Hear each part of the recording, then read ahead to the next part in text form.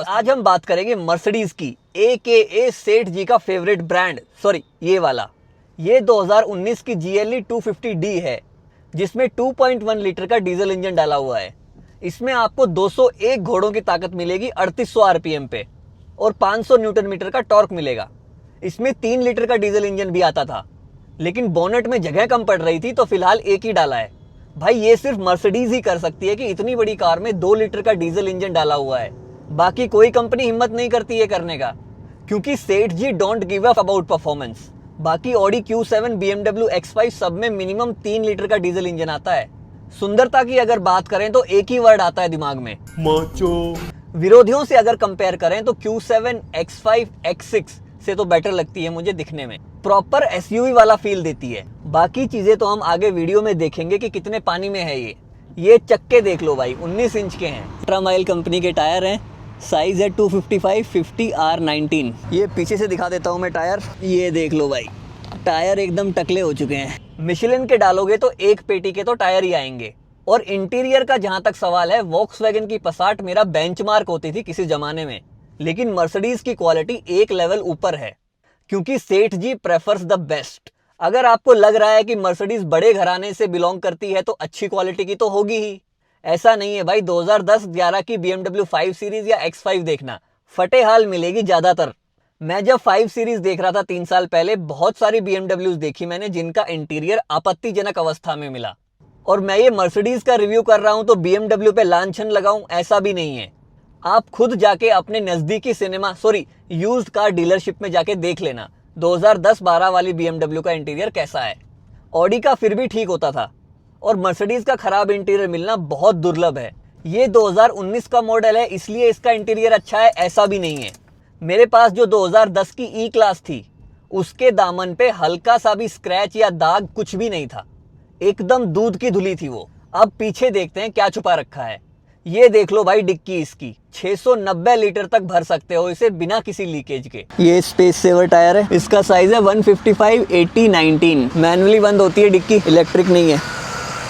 एक चीज मुझे काफी दुविधा में डालती है, ये एसयूवीज देखने में बहुत विशाल लगती हैं, लेकिन इनके बूट में उतना स्पेस नहीं होता। अब 625 लीटर तो स्कोडा की सुपर्ब में आता था बूट स्पेस, जबकि GLE बहुत बड़ी कार लगती है सुपर्ब के मुकाबले। फिर भी सिर्फ 65 लीटर का फर्क है, या शायद ये एसयूवी या सेडान की वजह से नहीं है। स्कोडा भाई साहब थोक के भाव में देता है स्पेस। अभी जो नई नवेली कोडियाक आई है, उसमें 784 लीटर का बूट स्पेस है, 2 सीट फोल्ड करने के बाद। GLE से 100 लीटर ज्यादा, और अगर 5 सीट फोल्ड कर दो तो ऑलमोस्ट 2000 लीटर, जबकि कोडियाक GLE से एक सेगमेंट छोटी कार है। पता नहीं कैसे अंडर कवर स्पेस बनाते हैं स्कोडा वाले। एक यार मुझे इसका गियर लीवर बहुत पसंद आता है, ये वाला। इसको यूज करना बहुत आसान है। ये देखो मैं स्ट्रेट जा रहा हूँ, अगर मैं यहाँ से यू टर्न लेता हूँ, एक ही हाथ से मैं चेंज कर सकता हूँ। ये मैंने रिवर्स डाला, फिर घुमाएगा, ड्राइव डाला, मतलब इसका जो वन हैंड ऑपरेशन है वो बहुत बहुत ईजी हो जाता है। यहाँ पे बोनेट पे कुछ वेंट दिए हुए हैं, और ये क्या, ये किसने साइन किया हुआ है यार यहाँ पे? ये कहीं राजू सर ने साइन तो नहीं कर दिए AMG वालों की तरह? ये हेडलाइट देख लो भाई, LED इंटेलिजेंट लाइट सिस्टम, मतलब लाइट इसकी समझदार है। एक चीज़ और यार, स्टीयरिंग इसका ना मैनुअल एडजस्ट है, यहाँ से अगर आप देखेंगे, जबकि 2011 की जो ई क्लास आती थी E350 उसमें इलेक्ट्रिक था। ये चीज़ मुझे समझ में नहीं आती, तुम 9 साल बाद एक कार निकाल रहे हो और उसमें फीचर कम कर देते हो, कितना पैसा बचा लिया होगा तुमने। बट अगेन सेठ जी को थोड़े ना हाथ में लेना है स्टीयरिंग। लेकिन एक बात माननी पड़ेगी, स्पोर्ट्स मोड दिया है इन्होंने। यहाँ पे देखिए कंफर्ट, स्पोर्ट्स, इंडिविजुअल, जबकि आजकल की आप देखोगे GLS है या पता नहीं GLE है, किसी में तो भी हटा दिया उन्होंने स्पोर्ट्स मोड। लेकिन इसमें स्पोर्ट्स मोड होने की वजह से कुछ फायदे मिलते हैं आपको। स्टीयरिंग हैवी हो जाता है, गियर बॉक्स का, इंजन का रिस्पॉन्स अच्छा हो जाता है, तो वो एक बहुत अच्छी बात है। तो चलो भाई स्टार्ट करते हैं गाड़ी को। ये सुन लो इसके इंजन का साउंड।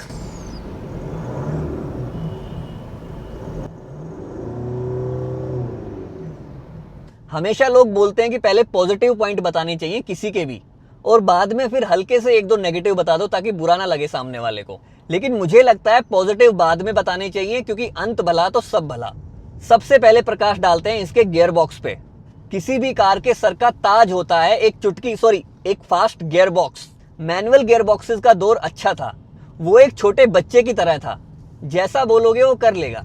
लेकिन आजकल के मॉडर्न ऑटोमेटिक गियर बॉक्स, इतना एटीट्यूड, भाई सुनते ही नहीं एक्सीलेटर पेडल की। जहां तक मर्सिडीज की बात करें, यहां मुझे एक बात समझ नहीं आती, बर्था चाची 1888 से मर्सिडीज चला रही हैं, इनसे आज तक ये गियर बॉक्स क्रैक नहीं हुआ।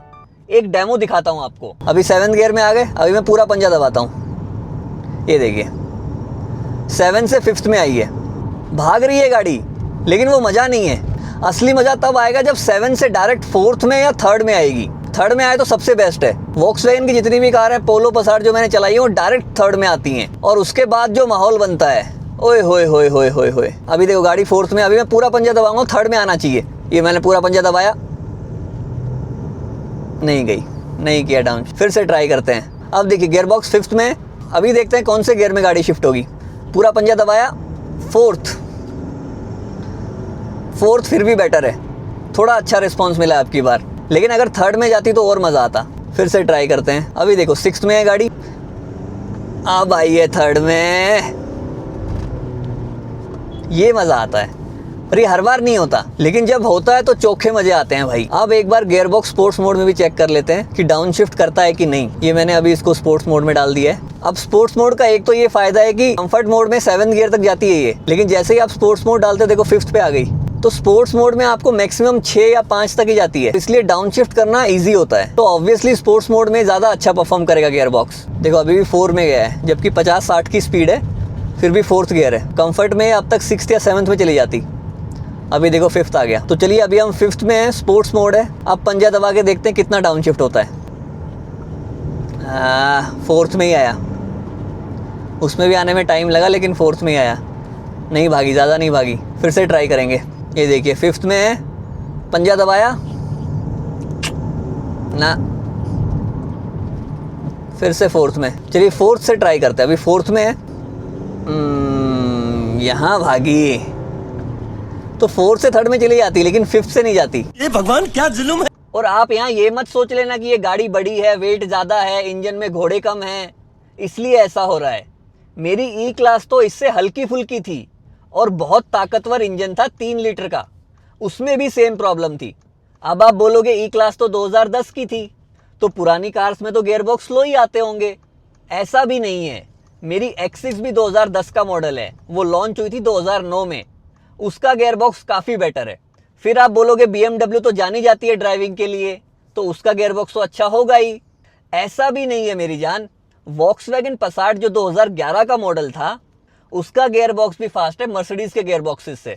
फिर भी अगर आप डाई हार्ड फैन हो मर्सिडीज के, तो ये बोल सकते हो कि पुरानी कार्स में हो सकता है गियर बॉक्स स्लो हो, लेकिन आजकल की जो नई नवेली कार्स आ रही हैं मर्सिडीज की, उनमें तो ये इशू नहीं होगा। तो चलिए वो भी देख लेते हैं। ये है 2022 की CLA 250E plug in hybrid, 218 घोड़ों की ताकत के साथ 450 न्यूटन मीटर का टॉर्क प्रदान करती है। ये अगर इंडिया में लॉन्च होती तो 80 पेटी के आसपास मूल्य होता इसका। इसकी बॉडी पे मत जाना भाई, बाहर से जितनी सेक्सी लगती है ये, गियर बॉक्स उतना ही स्लो है। 0 to 100 6.6 सेकेंड है, जो कि 2017 की ऑक्टाविया VRS के बराबर है। ये कार मैंने स्वीडन में ली थी रेंट पे, डेनमार्क लेके गया था मैं इसे, या ये कहना चाहिए ये मुझे लेके गई थी। करीब 2000 किलोमीटर चलाया होगा मैंने। पूरी ट्रिप पे जो टेंट्रम फेंके हैं इसने मुझ पे, मेरे पास शब्द नहीं है बयां करने के लिए। भाई जैसे ही तुम पूरा पंजा दबाते हो ना एक्सीलेटर पे, गियर बॉक्स फुल इग्नोर मारता है तुम्हें, पता नहीं किस जन्म का बदला ले रहा है। ये कभी भी सही गियर में नहीं जाती। 10 में से 2 बार ऐसा होता था कि सही गियर मिलता था। ये भागती है, लेकिन एक्सीलेट करने पे तो मेरी i10 भी भागती थी, उसकी बात नहीं कर रहा मैं। पोलो GT TSI का एग्जांपल लेते हैं, 7 गियर हैं उसमें। जब आप 60-70 की स्पीड पे क्रूज कर रहे हो, फिर अचानक से आपको चूल मचती है, मतलब पेडल टू मेटल वाला सीन जब होता है, तो गियर फटाक से 7 से 3rd में आता है और फिर कार भागती है। उस चीज की बात कर रहा हूं मैं। जितना लो गियर मिलेगा दौड़ाने में उतना ही मजा आएगा। और पोलो के केस में 10 में से 7 बार आपको लोएस्ट गियर मिलेगा। अगर गियर 7 से 5th में आया, कार भागती वहां पे भी है, लेकिन वो किक नहीं मिलता। तो बोलने को CLA 250 का 0 to 100 ऑक्टाविया VRS के बराबर है, लेकिन VRS का गियर बॉक्स बहुत फास्ट है और उसका टैकोमीटर जो मजे पर मिनट देता है, वो मर्सिडीज की ये कार नहीं दे सकती। ऑक्टाविया VRS तो भूल जाओ, क्योंकि वो Audi S5 RS5 BMW 340i को टक्कर देती है। इस CLA 250 का गियरबॉक्स पोलो के DSG गियरबॉक्स से भी पंगे नहीं ले सकता। और मैंने इससे पहले पोलो पसाट बहुत चलाई थी, तो मुझे इसका गियरबॉक्स बहुत खल रहा था। अच्छा, इतनी सब जानकारी होने के बाद भी कभी कभी मेरे दिल में एक ख्याल आता है कि चलो मर्सिडीज की जो नॉर्मल कार्स हैं वो परफॉर्मेंस या गियरबॉक्स को प्रायोरिटी नहीं देती, जो कि समझ में आता है क्योंकि वो कंफर्ट को टारगेट कर रही हैं। एंड सेठ जी लव्स कंफर्ट, लेकिन जो इनका AMG वाला विभाग है उनका गियरबॉक्स तो फास्ट होना चाहिए। उनके कस्टमर तो सेठ जी के बेटे हैं, लेकिन वहां भी घुमा फिरा के सेम ही स्टोरी है। GLC 43 AMG की अगर बात करें तो यहाँ भी इसका गियरबॉक्स स्लो है BMW या ऑडी से कंपेयर करें तो। न्यू 2025 की जो GLC 43 है इसमें इन्होंने हाइब्रिड टर्बो टेक्नोलॉजी डाली है, जो कि इन्होंने F1 कार से ली है। मुझे एक बात समझ नहीं आती यहाँ, अगर तुम्हारा गियरबॉक्स स्लो है तो टर्बो को फास्ट करके तुम क्या साबित करना चाहते हो? इंजन से पहले तो गियरबॉक्स आता है ना। जब वही टाइम ले रहा है सोचने में कि कौन सा गियर डालूं, तो फिर टर्बो चाहे तुम रॉकेट का डाल दो, क्या फर्क पड़ता है? अब तुम्हें अगर फ्लॉन्ट करना है कि तुम्हारे पास F1 कार्स भी हैं तो बात अलग है। टर्बो लैग कोई बड़ा इशू थोड़े ना था यार, पर ठीक है, थोड़ा बहुत इंप्रूवमेंट उससे भी हुआ है। और अगर आप 69 फैजल भाई की आत्मा आ गई मुझ में, 63 AMG की अगर तुम बात करते हो तो उनका गियरबॉक्स फास्ट है। पोर्शा के PDK से फिर भी स्लो है, लेकिन BMW ऑडी का मुकाबला कर सकता है। पर ठीक है यार, गियरबॉक्स को इंप्रूव करना कोई मजाक नहीं है। वॉक्सवैगन पोर्शा को भी भाई सालों लगे हैं DSG को पढ़ा लिखा के इस लायक बनाने में, और ये एक वन ऑफ द रीजन था कि वॉक्सवैगन की गोल्फ बेस्ट सेलिंग कार रही है यूरोप में सालों तक, और आज भी टॉप सेलिंग कार में आती है। अब आपको लग रहा होगा कि मैंने इतनी बुराई कर दी मर्सिडीज की या इनके AMG विभाग की, लेकिन रियलिटी ये है कि आज की डेट में भी अगर मैं अपनी X330D को रिप्लेस करना चाहूँ तो मेरी पहली चॉइस GLC 43 AMG ही होगी। 2017 वाली नहीं, साउंड अच्छा नहीं है उसका। 2025 वाली भी नहीं, साउंड बिल्कुल अच्छा नहीं है उसका। 2021 की फेसलिफ्ट जिसका साउंड जबरदस्त है।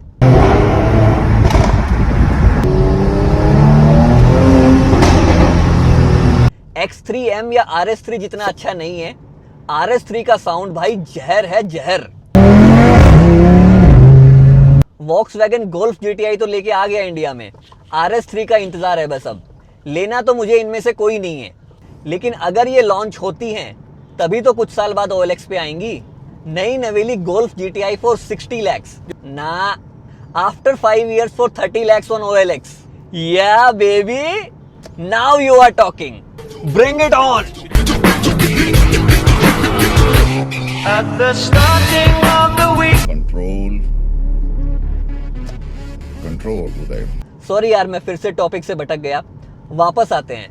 कुल मिला के अगर भाई गियरबॉक्स को छोड़ दें तो 43 AMGs का जो साउंड है, उनकी जो हैंडलिंग है, उसका कोई मुकाबला नहीं है यार। ये कार मुझे राजू सर ने दी थी वीडियो बनाने के लिए, इतनी बुराई कर दी है मैंने इस। अगली बार से मुझे कोई कार नहीं मिलने वाली। राजू सर अगर आप नहीं जानते, ये एक गैराज ऑन करते हैं और पिछले काफी सालों से मैं इनके पास अपनी कार लेके जा रहा हूँ। पहले वीडियो में मैंने जिस मैकेनिक की बात की थी वो यही है। चलिए अच्छी अच्छी बातें करते हैं आप GLE के बारे में। मैं चाहे कुछ भी बोलूं यार, सबसे ज्यादा मर्सिडीज ही बिकती है लग्जरी कार्स में। देखते हैं क्या कारण है उसके। तो हम बात कर रहे थे GLE के गियरबॉक्स की, जो कि स्लो है। लेकिन GLE के केस में ये अच्छी बात है, क्योंकि सेठ जी को पसंद नहीं कोई उन्हें झटके दे। अगर गलती से ड्राइवर पूरा पंजा दबा भी देता है एक्सीलेटर पे, तो भी GLE बहुत स्मूथली आगे बढ़ेगी। लो गियर में ही ऐसा होता है कि कार झटके से आगे बढ़ती है, जो कि BMW की कार्स में बहुत देखने को मिलता है। अब मैं आपको कार का NVH दिखा देता हूँ। अभी मैंने सारी विंडोज बंद कर रखी हैं, खोल के देखते हैं।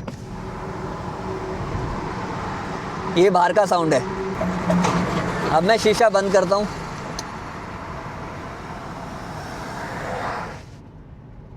ये अंदर की आवाज़ है भाई। मर्सिडीज की एक बात तो माननी पड़ेगी, साउंड इंसुलेशन बहुत जबरदस्त है। गाड़ी के अंदर अलग ही दुनिया है। बाहर की चैं चैं पैं पैं कुछ भी नहीं आती।